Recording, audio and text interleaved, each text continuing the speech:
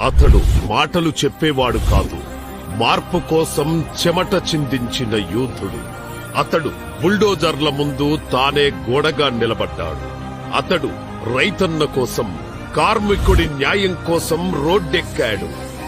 అతడు social media అనే ఆయుధంతో ప్రజల గొంతు అయ్యాడు. అతడు కార్యకర్త కన్నీళ్లలో కోపాన్ని చూసి చలించిపోయాడు.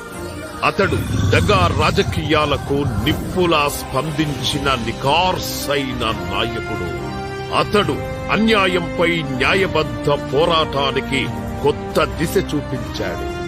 అతడు మీడియా మౌనమైన చోట ప్రశ్నల రూపంలో దూసుకెళ్లాడు. ఆత్మ గౌరవం కోసం గొంతెత్తిన అసలైన పోరాట యోధుడు అతడే కేటీఆర్, తరాల తలరాతను మార్చే నాయకుడు.